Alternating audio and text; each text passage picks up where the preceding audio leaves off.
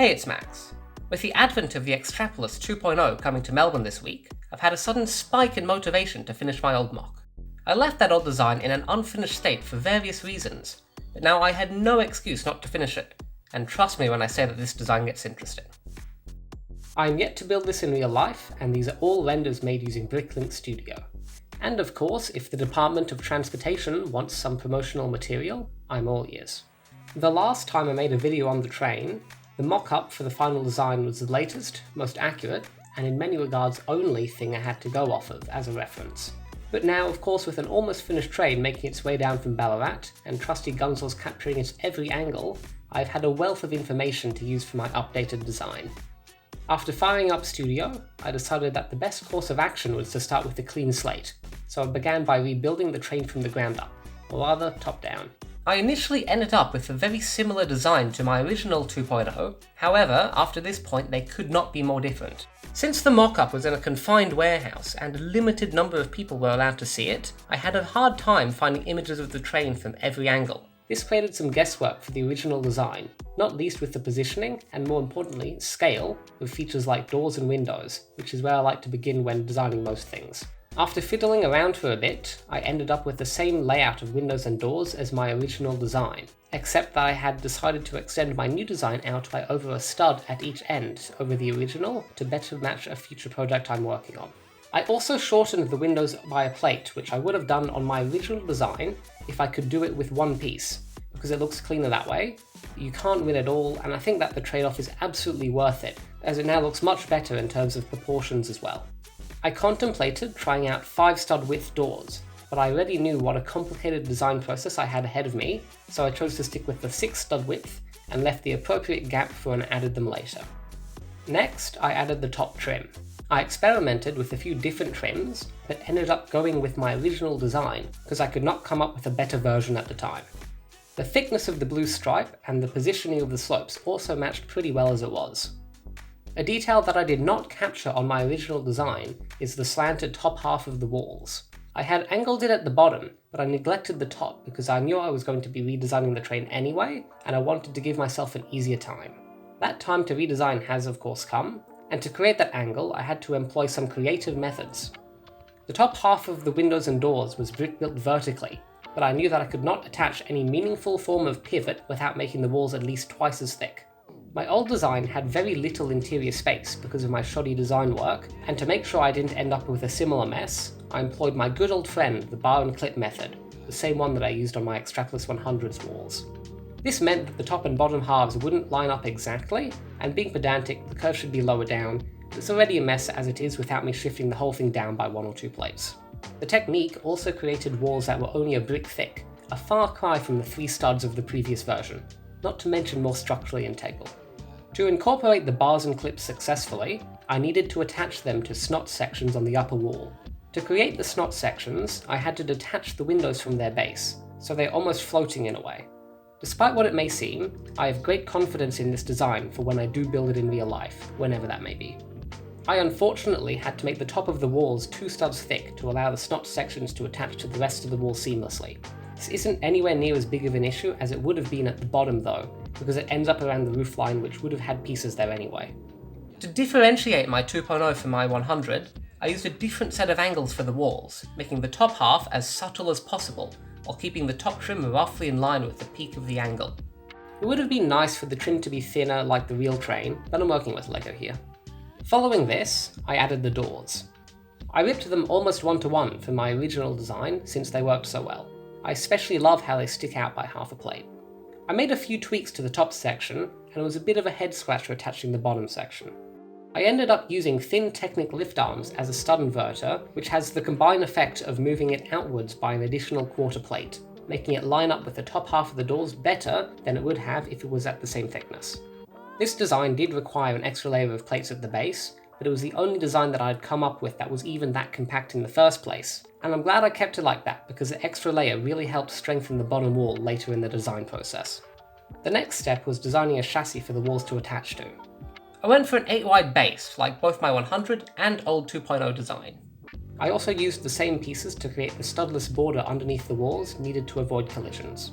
it became apparent that I needed to double the thickness of the bottom trim, and combined with the original trim's pieces not being available in the right colour for the livery, an issue which I wanted to address sooner rather than later, I changed up part of the design for one that used conventional plates and tiles. I experimented with adding the bottom door rails, yet another feature missing from my original design.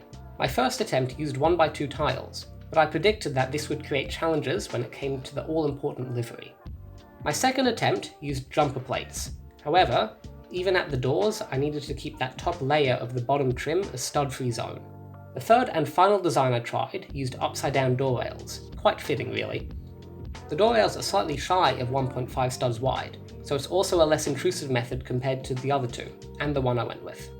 To attach them securely within the 2-plate space I had to work with, I employed a bit of a mess of modified plates and tiles to lock the substructure into place. Overall, I'm really happy with how it turned out. At this time, I also replaced the top trim's excessive line of jumpers with door rails, which was a much nicer solution. It has the added bonus of creating a gutter effect, as seen on the real train, and preventing the blue from bleeding over the edge and under the roofline. Speaking of the roof, I was developing the basics of it alongside the doors and both trims. As it would have it, the gap between the tops of the walls is almost exactly 7 studs wide, a perfect amount for the roof I was planning on creating. The jumper plates on the original top trim initially created issues with how I had to do the edges of the roof. I wanted to use entirely 1x tiles for the length of it to emulate the fluted effect, like I've done on my X'Trap 100, but because the jumper plates were so high up, I could only afford to have one plate layer at the edges. This meant that I had to use 2x tiles, which was a bit of a letdown, but I pressed on. I constructed the central aircon unit with a similar shape to my original 2.0s, just with finer details. After this was the time I converted the top trim to door rails, and the roof was set free after that. I quickly redesigned it for entirely 1x plates at the top, and reintegrated the aircon unit. After figuring all of that out, I had a difficult problem to attack: how on earth to attach the roof. I couldn't use internal pillars inside the carriage body, because the roof was half a plate offset vertically to line up with the top trim, and it would get very messy very quickly if I tried doing so.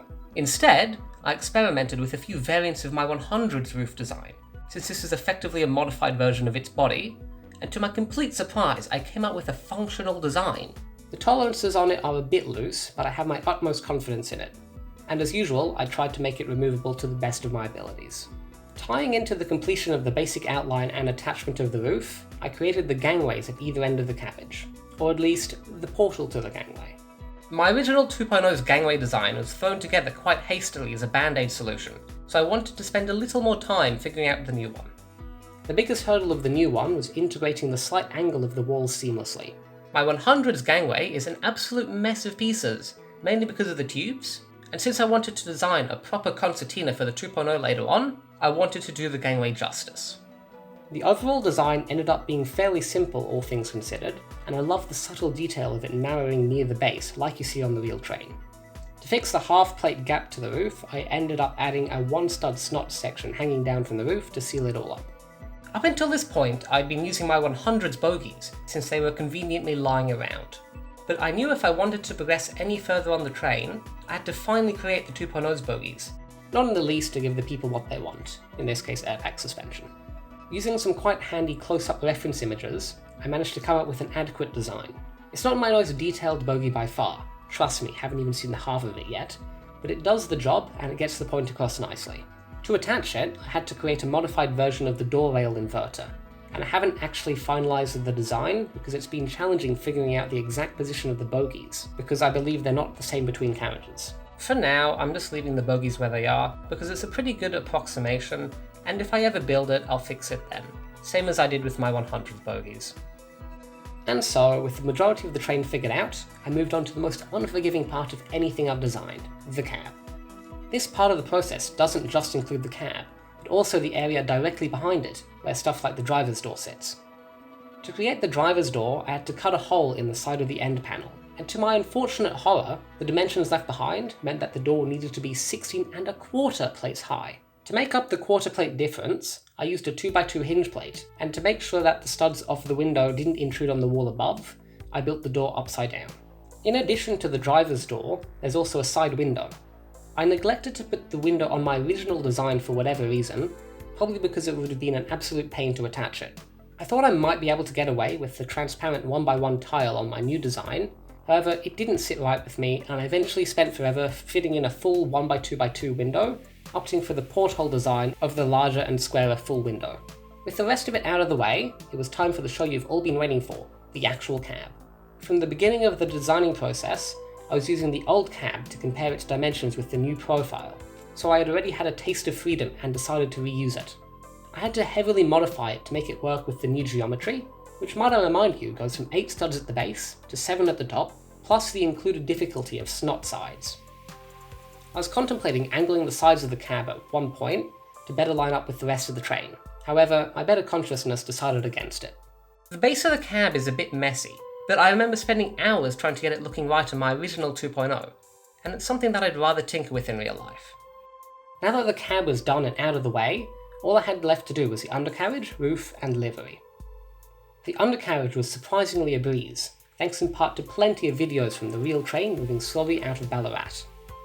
Unlike the previous trains I've designed, the undercarriage was extremely similar between every carriage. Unfortunately, they were only similar, not the same, and playing spot the difference was certainly an interesting task.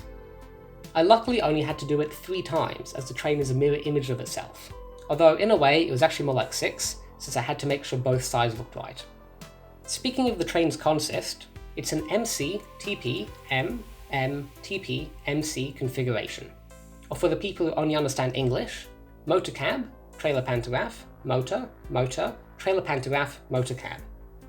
In my last video, I incorrectly predicted the locations of the pantographs, twice, as instead of going there or there, they go here, on, well, the trailer pantograph carriages.